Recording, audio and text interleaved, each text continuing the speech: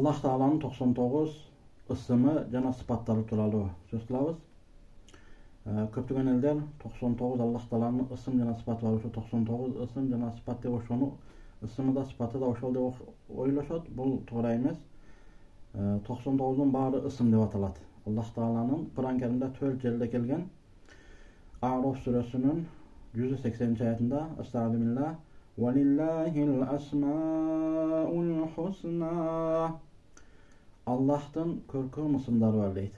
Körküm ısımlar деп айтылган баарына ысым деп айтылган. Ошондой эле İsra suresinin ahırkı ayetinde, Taha suresinin 8. ayetinde, jana Haşr suresinin ahırkı ayetlerinde velahul asmaul husna lahul asmaul husna degan sözler menен kelgen. Bаарында ысым, körküm ысымдар бар деп келет. Пайгамбар sallallahu aleyhi ve sellem hadisinde Abu Hureyre'den rivayet İnna lillahi tis'atan ve tis'ina isman Allah Taala'nın 99 ısımı var.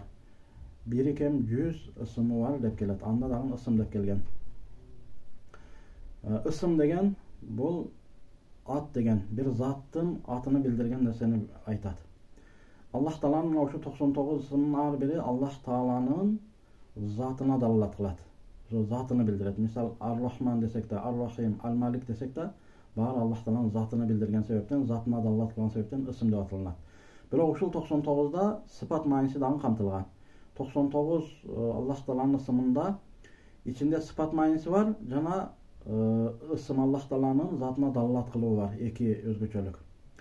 Al emi Allah Taala'nın özgöçü atı bul Allah degen. Allah degen lafız 99 ısımın içinde yok. Bir bul Allah degen lafız özgöçü Allah'ın atı деп atılır, zatının atı деп atılганын sebebi bul da sıfat manisi kamtılgan emes. Жалгыз gana Allah Taala'nın zatına dalalat kılgan lafız bolat bul Allah degeni. Allah degen özgöç Allah Taala'nın atı, al emi 99 bolsa sıfat manisini kamtagan Allah Taala'nın attары bolat.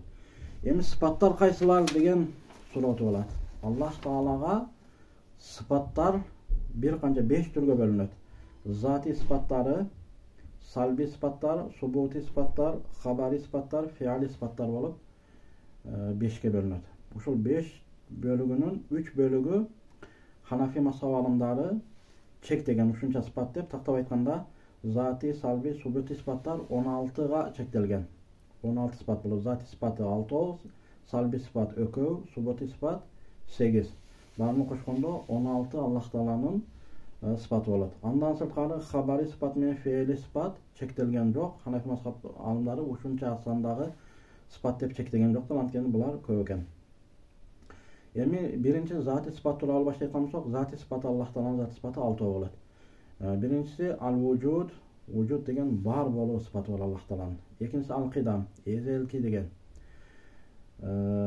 Üçüncüsü al-baqo, tübölük kalıuçu degen Allah Taala'nın sıfatı var. Al-baqi degen ısımlarına kelgen, al sıfat manisini kamtap algan ısım ile, al-baqo degen tübölük kaluu degen Allah Taala'nın özgöçü bu sıfat bolat.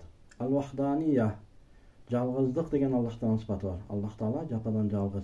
Al-Vahid degen Allah Taala'nın ısımı, Al-Vahdaniyya bu sıfat bolup geldiğinde zati sıfatlarla. Oşonday эле muhalafatun lil havadis payda bolgon nerselerge karşı bolуу sıfatı var. Allah Taala payda bolgon nerselerge karama karşı. Qiyamun bi nafsihi 6-ncысы. Allah Taala özden özü turuucu, özden özü bar boluu degen mayını beret. Muna uşul zati 6 sıfat eken. Al emi salbi sıfatlar, salbi degen Allah Taala'da oşonday nerse jok degende kaytarуу manisindeki sıfatlar. Bular la mislalahu ve la şerike lah degen iki sıfat. Allah Taala'nın okşoşu yok birincisi. İkincisi Allah Taala'nın şeriki yok. Allah Taala'da şeriki yok, Allah Taala'da okşoşu yok degen. Okşoşuğunu şeriklikte Allah Taala'dan kaytarуу bul iki özgöçe sıfat. Subuti sıfatlar. Subuti Allah Taala'da oşon nerse bar degen mayını bildiret. Subuti sıfatlar bular 8 eken. Birincisi kudra. Kudret degen Allah Taala'nın kudretli degen sıfatı var. İkincisi al-ilm. İlim sıfatı var Allah Taala'nın. İlim sıfatı men barlyk nerselerdi bilet degen mayında. Al-alim bolsa Allah Taala'nın 99 ısımında kelet. Al-ilim bu sıfat Allah Taala'nın özgü sıfatı. Al-hayat. Yaşoочулuk sıfatı var. As-sam, uğuçuluk, al-basar, körüçülük, al-kalam, süylöçülük, at-takvin, bolduruuçuluk. Kur'anda kun fayakun Allah Taala'nın nesini kalasa kun dep aytat.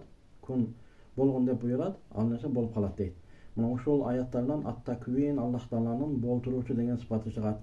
Аяттардын маанисинен, хадистердин маанисинен мына ушул сыпаттар Аллахта бар экени аныкталган. Эми бул жерде зати, салби, субути деген сыпаттардын айырмачылыгы Аллах Тааланын затыга тиешелүү 6 сыпатта бул сыпатты танзихи сыпаттар деп дагы алымдар аташкан. Ушул сыпаттын зати сыпаттын тескериси Аллах Таалага ылайыктуу болбой калат. Мисалы вujud, бар болуу, жок болуу деген нерсе Аллах Таалага затыга жакын жолобойт ал. Түбөлүктүү, эзелтеден деген баардык ушул 6 сыпат зати сыпаттар Аллах Тааланын затында бар, анын каршысы Аллах Таалага колдонулбайт мындайча. Ал эми салби сыпаттарда ла мислаллах ва ла шарикалла, окшошу жок, шериги жок деген башка махлуктарда бул окшошу бар, шериги бар, бирок Аллах Таалада бул эки нерсе жок экен. Субути сыпат дегени Аллах Таалада ушундай нерселер сабит бар деген маани билдирет. Бул сыпаттар менен Аллах Тааланын заты өзгөчө таанылат. Аллах Таала кудуреттүү, билимдүү, түбөлүктүү, жашоочу, угуучу, көрүүчү, сүйлөөчү, баардыгын сен болтуруучу деген Аллах Тааланын затындагы өзгөчө бир сыпаттар экен булар. Ал эми хабари сыпат деген нерсе муташабих аяттарда, тактап айтканда муташабих аят, хадистерде Аллах Тааланын затына тиешелүү бир сөздөр айтылып, анын сырткы мааниси махлукка окшош болуп калат, махлуктун бир мүчөлөрүгө окшош болуп калат.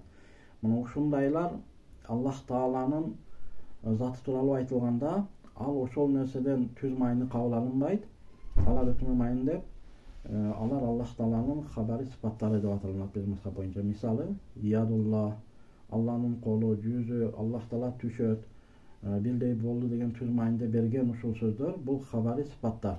Булар Аллах Тааланын мүчөсү эмес, Аллах Тааланын бир махлукка окшотпойт. Булар Аллах Тааланын сыпаттары деп атайт экенбиз. Бирок бул хабари сыпаттарда муташаби аят, хадистер өтө көп келген, чектелген жок. Ошондой эле 5-чи бөлүгү фиали сыпаттар. Фиали деген этишекке тиешелүү сыпаттар. Бул фиали сыпаттары Аллах Тааланын 3 сыпатына байланыштуу: ирада, таквин, кудуратка. Кудурети менен, болтуруусу менен, каалоосу менен Аллах Таала ушул көптөгөн сыпаттарга ээ болот. Ал сыпаттар мисалы тахлик, жаратуу, бар кылуу сыпаты, ошондой эле туура жолго баштоо сыпаты, адаштыруу сыпаты, кыяматта кайра элдерди тирилтүү сыпаты Аллах Тааланын. Ушуга окшогон көптөгөн фиали сыпаттар дагы бар. Хабари фиали сыпаттар биздин мазхабалары ушунча деп чектеген жок санында. Булар дагы көп экен. Аллах Тааланын ысымдары 99 деп пайгамбарыбыз саллаллаху алейхи вассалам чектеп айтып берди. Кур'ан Каримде ошол ысымдар келген. Ал эми сыпаттын чеги жок дейт. Сыпат Аллах Таалага сыпаты чектелген эмес экен. Тактап айтканда ысымдар Аллах Тааланын ысымдары чектелген, бирок сыпаттары өтө көп, ал чектелген эмес, чектелбейт деп алымдарыбыз айткан. Аллах Тааланын 99 ысымы, аны ысым деп атаганынын себеби Муфти Кифаятуллонун китебинде мынтип белиптир: ар бир ысымы Аллах Тааланын ошол ысымынын аты дейт. Мисалы ал-Кодир, кудуреттүү деген ысымы Аллах Тааланын кудуреттүүлүгүнүн аты болгондуктан ысым деп аталат деген мааниде берген ал. Жана кээ бир башка алымдар бул сыпаттарда Аллах Тааланын затына дагы далилат бар, жана сыпат мааниси дагы бар, ошондуктан ысым деп аталат деп дагы айтышкан. Демек, биз ысым дегенде Аллах Тааланын ысымдары дегенде 99 ысым, жана Аллах деген ысым Аллахка тиешелүү ысымдар. Ал эми сыпат дегенде зати, субути, салби, фиали, хабари деп бул сыпаттар башка нерсе экенин анык билип алышыбыз керек. Ассаламу алейкум ва рахматуллахи ва баракатух.